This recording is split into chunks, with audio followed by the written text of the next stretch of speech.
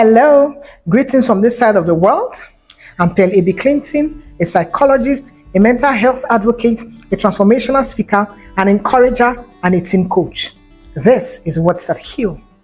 So if you feel depressed sometimes, you run into anxiety, you feel like your mental health is under attack, you're losing hope and faith, and you're interested in gleaning wisdom on how to cope and deal with the many stresses and issues of life, then you just stopped at the right channel. So if you're a returning subscriber, thank you for your support thus far. And if you're joining us for the first time, you're welcome to this beautiful healing community. So on our last video, we're still on how to develop a healthy mind, right? So let's continue from where we stopped today. So number 3, watch where you go. You need to watch the places you go to, as you have to protect your mind by choosing exactly where you step foot into.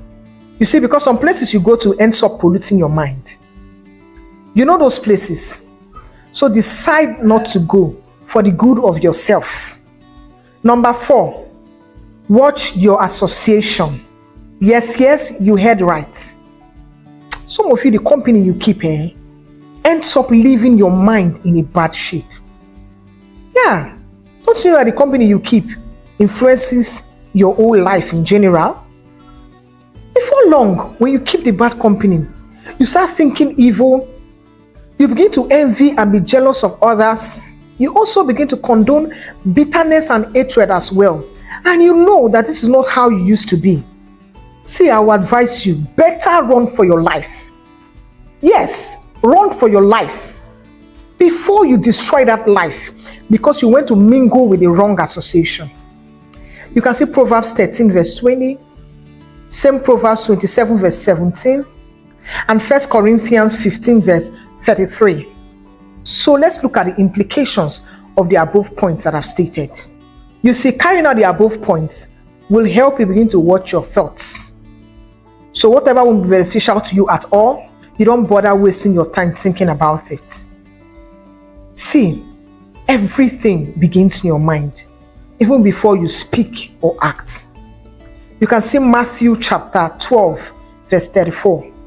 Second implication is that you begin to watch what you say. The implication is that you actually think through whatever you want to say. And this will save you from a lot of problems.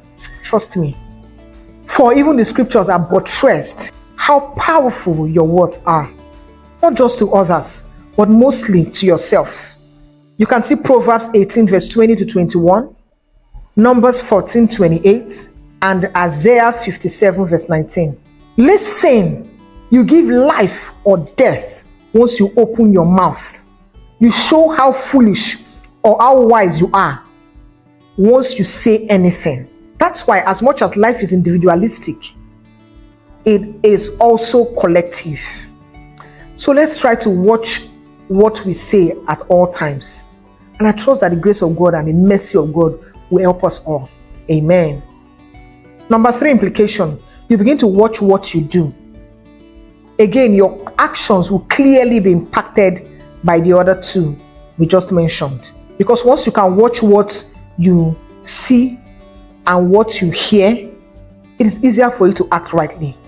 And I mean absolutes and not relative. Because you know, culture differs. So what may be totally bad in one culture may be good for others. However, we equally know the actions that are bad everywhere, e.g., murder, deception, violence, etc.